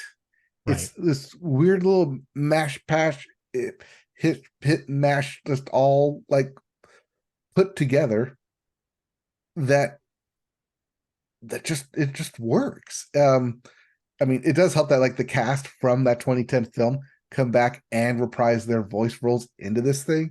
But yeah, whether you're like a fan of the comic books or like the film, there's just something like every like little detail or nuanced thing in here that they reference to uh from those previous works. Yeah. I mean, I'll talk about it a little bit more later, but yes, no, that's true. Like the change in perspective really opens up something about this story that really they hadn't peeked into before, and it really breathes fresh air into the whole project. And then on top of that, you have the excellent voice cast, and then on top of that, you have incredible animation, and just like this sense of imagination, and just like that they could do literally anything. It's a good show that does what I think is one of the best things in animation, which is remind you that there are certain things that can only be done in this medium. And Mm-hmm. Scott Pilgrim Takes Off is a great example of why. Like that's still relevant. Like to ask yourself, like, should this be live action or should this be animated? Well, there's certain things you can do here that you can't do in live action. And it really reminds you, oh, that's right. That's why the movie was lacking in a lot of places. Because this kinetic feel can only really be delivered in art, in like art like this. Like so yeah, I'll talk about it a little bit more in a moment. But yeah, it's just Yeah. such an incredible thing that I can't believe it exists for all sorts of reasons. And I'll get to my number one show here, Yep. which is my number one show that was last year. And sorry, so it was the year before that, 2 years before Right. that. So well worth the wait. The Bear season There. 2 is back, and it left off exactly where season 1 did, and it kept going. It is good. It's back in the kitchen, but they're also rebuilding their kitchen. They're taking what they have from season one and building upon it. Everyone that you knew from season one has a full out fleshed backstory here, but also has a full fleshed out path moving forward into what they can become. It's taking these odd off, one off kind of mishmash characters that you're like, oh, okay, they kind of work together, and then saying, no, we can make them work together. There's a reason we had them there in the first place. And it just expands everything here. Even the characters that you think are there to just sow chaos are made to have a purpose. They're made to find a purpose. Two episodes in particular here, both forks and fishes. Um, Excellent writing, excellent show. I want to say one of those episodes is going to be nominated, going to win. It is that good. Jeremy Allen White as the lead character just absolutely nails everything in here. Uh, Even at the very end, it has its own like long take Yeah. to open up. And I was like, oh, referencing one of the episodes I really liked from the first season. But then also, one of the main problems that comes up in the finale is something that was hinted at, talked about, and you can see it being pestering all throughout every episode. They make note of it literally in every episode because I just went back and rewatched it, knowing that this was going to happen. And sure enough, every single episode, they make note of it until you get to the very end. It's like, well, you could have fixed it in the beginning, but you see how both like the hubris and just the total chaos that is of a kitchen can push something that seems so small and insignificant off to the side, but ultimately have this big, huge implication when it finally does come rearing its ugly head. Yeah. And having a show that tells you everything up front of what's going to happen, and you see it slowly play out over the course of the season to the point at the end that it is all encompassing, just complete mess of chaos, but also harmonized synchronicity of chaos. Right. Like I think fully exemplifies like the whole like kitchen element that the bear is kind of living in. Yeah. And it's just great, excellent television. They actually use more shots of the city this time of Chicago to make it feel more like a lived and breathed space and not just what like say It's Always Sunny in Philadelphia does, which is we'll use the shots of Chicago, but more or less it's like this one off like located isolated building that is a part of Philadelphia, but not really. We'll reference it, we'll go and make use of it when we want to, but more or less it's all like within this one building, whereas the bear uses the city of Chicago. There's one episode where they just go and have a big whole foodie like showcase through Chicago. Mm-hmm. And then there's the celebrity cameos all throughout here as well. Jamie Lee Curtis makes a big statement in this episode. It's just like Olivia Colman makes a big statement. She's only in one scene of this whole thing, but her preference, her what she does is just so powerful, moving that it literally shapes a single character into improving upon themselves. Mm-hmm. So just excellent writing, excellent cinematography, excellent acting, and overall, I want to see more of it, which is why it's my number one show. Yeah, I mean, it makes Again, sense. I mean, it's kind of like, I mean, I apologize for the cooking pun, but yeah, it's like a pressure cooker of a show. Like you mm-hmm. just feel like, from what I've seen of it, I haven't watched a whole lot of it, just kind of sitting here while some of it was on, I think the first episode. And yeah, like it just seems like it takes that tension and really plays with it in interesting ways. And yeah, from what everybody says about it, it's just like you really feel like you're there. And like a Well, lot of that's that part of the comes from the cinematography production, because a lot of it right? is close-ups, quick cuts, Claustrophobic feeling. claustrophobic feeling. Yeah. Yes. And yeah, no, it seems like to me, looking from the outside in, it does feel like almost this culmination of decades of that FX style coming to Mm-hmm. a head, where they figured out the way that they want to do their dramas and they've really nailed it here. Like it's just like with the characters, with the look of it, with the feel of it. And yeah, like it, I get why people really like it. I haven't spent much time with it at all. But maybe I should. I don't know. I mean, it's right up my alley with it being high stakes drama and Mhm. cooking and food. Right, exactly. It seems to really target you. Yes. All right, well, cool. The Bear, your number one show. But hey, you also watch TV. I Uh, did, and I'll be quick with mine. I don't want to go too long because we have like 10 minutes. yeah. But what I will Sorry, I took up start, most of the time there. it's okay, it's fine. That's what we do here. Let's start with my number five, which is my only network show on this list. Uh, Abbott Elementary. So this is a show I wanted to include last year for its first season. It didn't quite make my cutoff, but thankfully it didn't have like season two was so good that it was like surefire going to show up on this top five somewhere. So this was one of the last like shows I think we had right before the strike. And the finale just made it right before the deadline. And so they were Hmm. able to actually finish their season proper before all that happened. And season three is coming soon. But Yet it they're doubled already down. advertised for season three. Yeah, it doubled down on everything that I loved about season one. It's like it feels like more so than any show before, like since Parks and Recreation. It's a show that feels like it's about the community and a vibe just as much as it is about the characters itself. It's about these teachers, and it's more so than just about these teachers. It's about teaching. It's about being a part of your community. It's about children and like so much about like what it means to be a parent, relationships with your parents, relationships with other parents. It's like it's such an interesting study on like characters and like how they interact with each other in a setting like a school, way more than it's just a sitcom about teachers, which is I think it's really easy just to assume that that's what it's doing, but it's doing so much more here. Then on top of that, it's also the most compelling, in my opinion, will they or won't they relationship on TV in a long ass time. It's one that you actually genuinely, during parts of season two, don't know how it's going to resolve because they do that back and forth ebb and flow of the main character's relationship with this guy so well that you are like, wait, are they going to hate each other? Are they going to love each other? Oh, they kissed, but is this going to make it weird? Like it does it a classic TV trope so well in a modern lens that it's kind of amazing that they get away with it. It's like it's amazing it doesn't feel weird or contrived or forced.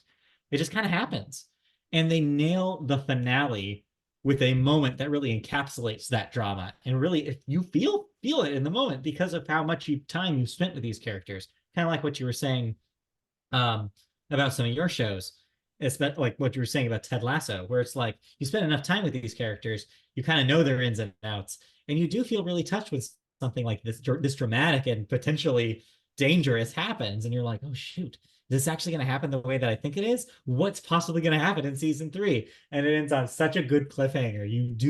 You're just kept wondering, and the fact that this is on ABC is a big deal because that they're finally got a show that feels modern while using a sitcom format that seems ancient. It doesn't feel like an ancient show. It's able to pull off that magic feeling of being a relevant sitcom in 2023. And got to applaud that. Like, that's not an easy thing to do. I mean, this is essentially their Modern Family replacement Yeah, for ABC. but it's better than that. A lot of things are better than that. But yeah, I think the fact that they were able to pull off all of that is really impressive. But that was only your number five show. Yes. Next is a show that I'm shocked didn't end up on your top five. Did you forget that it happened this year? Uh, I didn't forget that it happened. I think I remember that I didn't really like the ending. Oh, I see. Well, I mean, yeah, but that's not the show's fault. That's the game's fault. Well, Because, yes, yes, but I'm also talking about, one perfect episode of TV does right. not make the show. No, but that's the thing is I think that the rest of it had interesting things along the way too. And yes, I'm talking about The Last of Us, the HBO adaptation of the video game. I'm not usually a prestige person, you know me. Like I'm not watching a lot of HBO stuff. I'm not watching that kind of tier of television.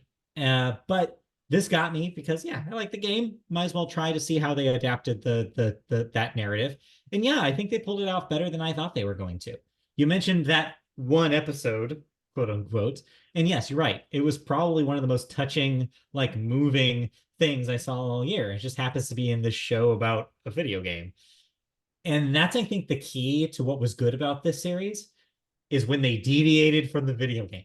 Hmm. I mean, same with that. Say what you will about whether that means it's a good or bad adaptation of the original work.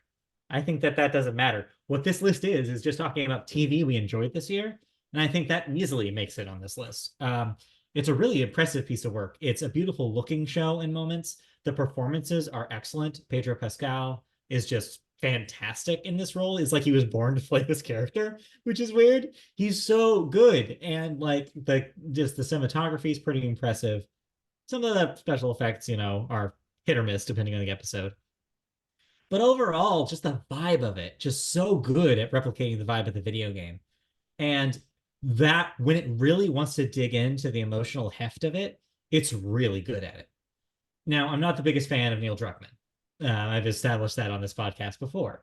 But and also I've established my distaste for part two, the second video game. All that being said, though, I was pretty astonished with what they were actually able to pull off here. And I am interested in seeing what they do with the season two, because it got me, of all people, interested in like prestige storytelling.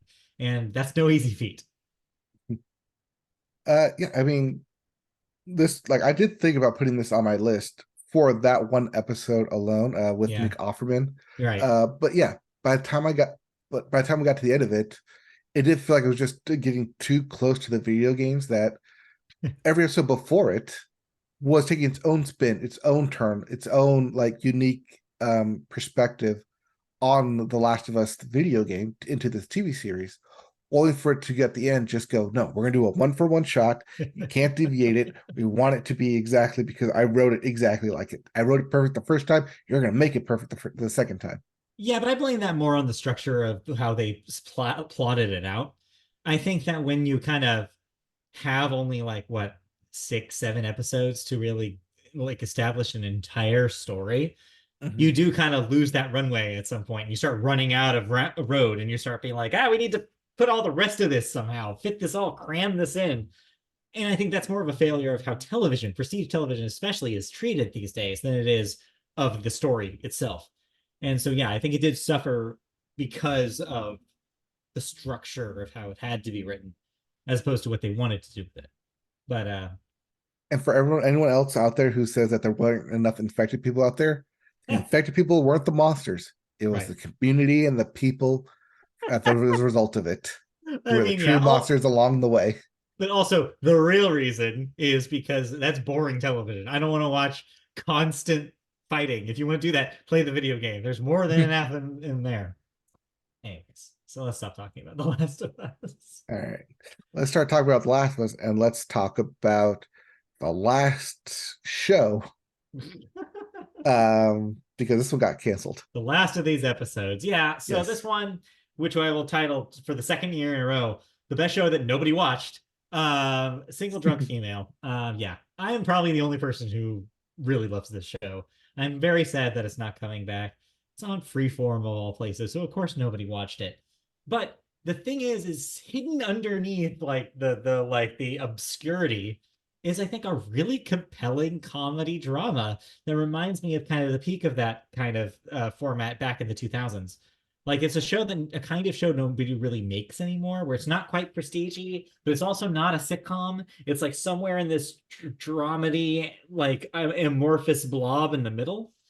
And I think it's really, really good at doing what it does. The characters are so great. Like it's in that kind of same community like feeling is ultimately where I led to in the second season, like feeling about the show. It's like it feels like a very lived in world. All these characters are compelling.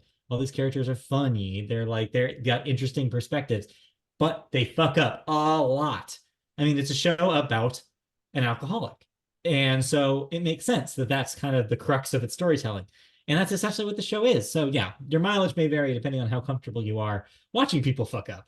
I tend to like it. Because it makes me feel like better, I guess, about my own fuck ups. I kind of look at like, oh well, their life is pretty messed up. Like mine's not nearly as bad as this. And so yeah, it's kind of a nice world to live in for 30 minutes every week. Um, but yeah, it's I think that says more about you than it says about the show. maybe maybe so, but yeah, like I just really love the writing. I think it's genuinely really funny when it wants to be, and genuinely touching when it wants to be. And they actually gave a lot of characters that were kind of just skated by in season one, really compelling arcs in season two. And yeah, I'm very sad to see that they didn't get a season three, because I would have loved to see how these characters grew even further. They just kind of planted seeds that I want to see become trees, and I'm never going to see it. And so yeah, I will definitely miss it. Yeah, I mean, feel like you always have a show on your list that gets canceled that year. What does that say about me? What happened to Trio? What happened to Brilliant but canceled? I'm saying words that nobody understands. Anyways, let's move on. Tuca and Birdie, another one of Yeah, those. yeah. We would add a whole net like that. If Trio still existed, they'd have a block that was just Tuca and Birdie, followed by Single Drunk Female, followed by all those other shows that I loved and everybody forgot. Anyways, let's move on to number two. I'll be brief about these two because we already talked about them. Uh, number two is Poker Face. You've already said pretty much everything there is to be said about the show. Great mysteries, like every week, compelling characters, a really like strong, like, will she get out of this mystery that ends up kind of being resolved at the end, but still open the door enough for there to be more. A great character. Natasha Lyonne is just so compelling in this role. Like, I love every second. You just choose that scenery, and just like camera just loves her. She's such a like interesting person, such a quirky, like crazy, like character that you just like, yeah, I want to follow this lady around. I just want to be around this lady. She just seems so cool.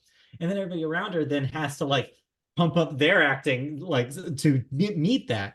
Like, you have like great performances by Adrian Brody of all people in the pilot. You have, as you mentioned, Benjamin Bratt's performance throughout. Yep. You even have future Oscar winner, I'm calling my shot right now, Charles Melton, like acting his head off in that episode. That was the first kind of hint we got at what he ends up doing in May, December late in the year. We were like, oh, wow, this guy can act. Like, turns out Charles Melton, there's something to this guy. And yeah, we all started here on Poker Face, and it's just like, man, what a show. You also had like Joseph Gordon-Levitt in here, Right. Nick Nolte in here, Mm-hmm. just these cavalcade of characters, Yeah. uh, just constantly like every new episode. All right, who are we going to bring in? Who is the new guest star? Right. It's Who just is that, going to like, get killed? but and it navigates a very like a tight, like an interesting tightrope there, where that could be almost feel like showing, like Ryan Johnson showing off. But I think Yes. it's they enough of it is still good television that you're willing to forgive it for being a little bit like, who's on my celebrity Rolodex this week, which it could have easily fell into. So as long as they keep that balance in season two, I am so excited to see more of Poker Face. It's a great show. Yep. And I don't think we'll have to wait long for season two. No. Then, lastly, of course, you knew this was going to be my number one, because I couldn't stop talking about it a couple weeks ago when we talked about it on the regular show. I mean, Pilgrim Face Off. you can kind of say recency bias, but to Kind be of, honest, Scott but Pilgrim in itself is such like a core establishment, especially within our friendship and just right. our like Yeah. style of comedy and writing Yeah. and like love of movies and all It that stuff. already, yeah, before I even watch Takes Off, like, this is already something that really means a lot to me. And to see them make it even more relevant and breathe fresh air to it, like I was saying earlier, and change the perspective up, it reminded me of all the things I like about it, and presented to them in a form that I think made it even better. Like, I think this is the best Scott Pilgrim thing, full stop. Like, the books are good, but they have their issues. The movie is good, but it has its issues. This, I've really struggled to find some issues with it. I think it's excellent storytelling throughout. I think the animation, like I said, is beautiful and incredible to look at. The performances are stellar. Like, and the themes that it touches on are so poignant and builds upon everything that the series already was commenting on.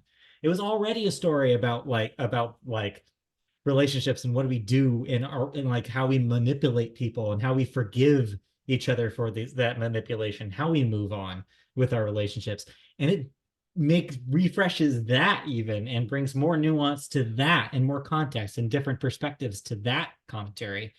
And by the end of it, it feels like, no, actually, this is the story of Scott Pilgrim. This is what we were actually talking about the whole time. And it really just enhances all of it that preceded it. It's just such an incredible show. And like, I hope they don't, I'm with you, I hope they don't make more of it, because this should be a thing that we just hold on to forever, that is an in like by itself microcosm. It doesn't need to be expanded upon. it is what it is. And that's, I think that it's a treasure, I think, that we got that I did not think we were going to get this year. Well, that's the thing. Like, whenever you make a sequel to something, there has to be an inciting incident that triggers it. And to say like, oh, Scott Pilgrim and Ramona Flowers are going to break up again, and then have to Yeah. like find out like, why they're getting back together, feels kind of like Right. contrite and untrue Yeah. to the like the true story of well, true story, but like the whole purpose of the comic books and even the movie itself, Yeah. like the story that they're trying to tell. Right. So like, yeah, it's like such an interesting, unique thing. But above all, though, it's not on this list just because it's Scott Pilgrim. It's also the like wildest thing I saw all year. It's the funniest thing I saw all year, and it's the most touching thing I saw all year. So yeah, it was gonna be number one, even if it wasn't Scott Pilgrim. Like that's how good this thing is. Like, so yeah. Yeah. So that leaves us with one to pick. I Do we mean, need to argue about it? no, I mean it could be Poker Face, but it sounds like just based on ranking alone in our own personal lists, it's One and Scott two. Pilgrim. Like, yeah, Yeah, it's like I Scott think we Pilgrim. can probably agree that that's our number one. Yeah. So we'll briefly run through some honorable mentions here, Yeah. based on network, starting with Netflix, as they had Pokemon to be a master. The finale is here. You can see the end of Ash Ketchum's journey all on a Netflix from start to finish, all 22 years of the 10-year-old. Disappointing, honestly. I'll be honest. I did not think that this cashed in on what I was hoping it would cash in on. I know So you're hoping Tim to wake up from the coma. yeah, big letdown for me. I'm ready to just wipe this slate clean and move on to Horizons next year. Yeah. Bring it on. We also had a bunch of new game shows from Netflix, not from Netflix itself, but rather from overseas in Physical 100, which I mentioned before, Cheat from the UK, and The Devil's Game The uh, Devil's Game. from Korean TV as well. Um, they also have some good anime too, like Zom 100 and Pluto. And as you mentioned, a lot of people watching anime on Netflix. Yes. Oh yeah, they also have Black Mirror this year. I thought about putting Black Mirror on my list, but when I went back to it, I was like, I don't really remember the episodes, and if I can't remember the episodes just by thinking about it, maybe it wasn't that good of a season. Maybe not. Then we had the aforementioned newly changed Max, which, as you mentioned, started out good with The Last of Us, but then a lot of returning shows like Succession, Righteous Gemstones, Harley Quinn. They brought back Project Greenlight for some reason. For some reason, that happened. Yep.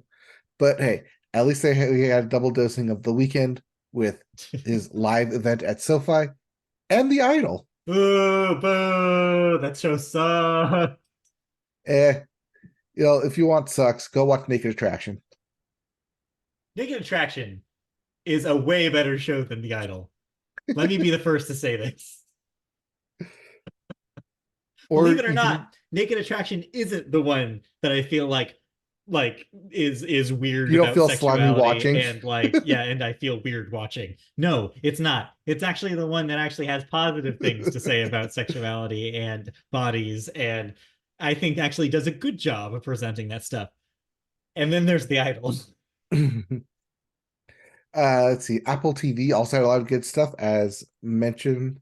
Ted Lasso season finale on there. Also watch Shrinking and The Big Door Prize. But really, if you're watching two shows on there, that is The After Party, which was our number one at one point, Yeah, but disappointing season two. really fell off in season two, unfortunately.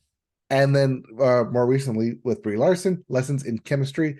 I really like that show, but it's also based off a book, and I followed it a bit too closely, I think, after I went and read the synopsis for it. So, And like I said, if you have children or if you're a child at heart, Shape Island on Apple TV Plus. That's my recommend for you. Check it out. Peacock, as mentioned, you should only be watching Poker Face. Yeah. Otherwise, they got a bunch of TV or movies on there. Originals, Twisted Metal got a second season. The Traders got a second season. If you're interested in those as well. Hulu, only winners in the building, not on our list. What the hell? No, barely made it was my number six, so it was just beneath Abbott Elementary. But yeah, good season this year for Only Murders. What We Do in the Shadows, the finale, not on your list. It wasn't the last season. It's going to continue. I thought But that was the last no, season. it wasn't. Yeah, pretty strong year for What We Do in the Shadows, but it also didn't make my list because it wasn't as strong as some of the best seasons of the show, which the last two. So yeah. But still probably one of the funniest shows on TV. Speaking of funny, if you're into this kind of humor, the Futurama revival back, at least the first 10 episodes of their 20 contracted. Then they had some different relatively specials like The History of the World Part 2, Class of '09, The Golden Bachelor, Riverdale, not on your Yes, list. shout out to the finale of Riverdale. I wanted to include Riverdale on this list at some point. It's like probably like number 8 or 9. But yeah, they nailed the finale somehow out of completely nowhere. They've managed to wrap up all the loose ends, and that in itself should be commended. And then don't forget the double dose of Special Jeopardy, not regular Jeopardy, not syndicated Right. Jeopardy, no, Jeopardy Masters and Celebrity Jeopardy. Yeah, Celebrity Jeopardy's been a fun time. I'm glad that to see that kind of keep them cranking on. Yep.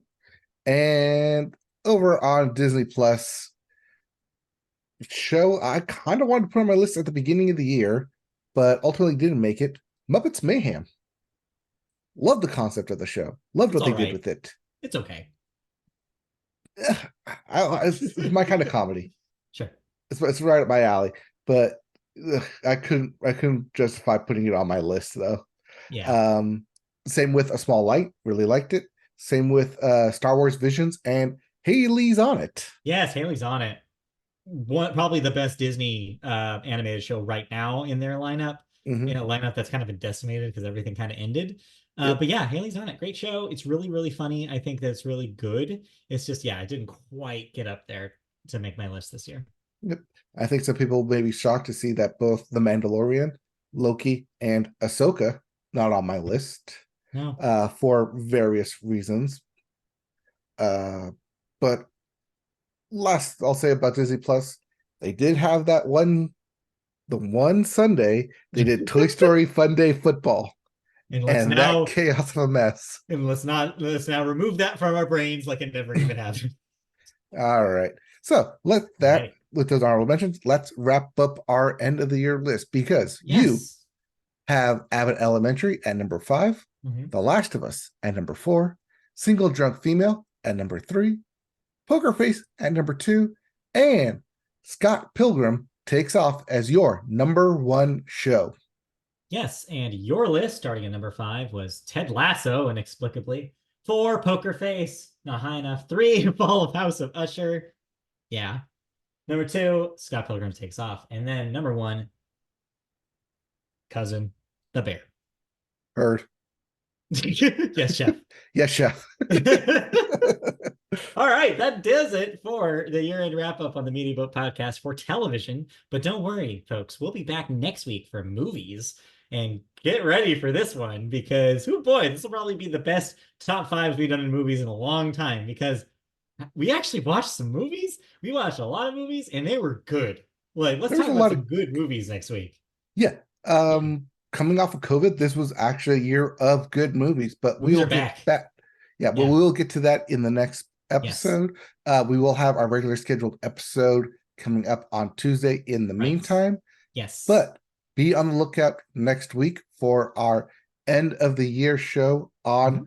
movies, Yes. unless you're in the future, in which case you can listen to it Right right now. now. All right. Have fun.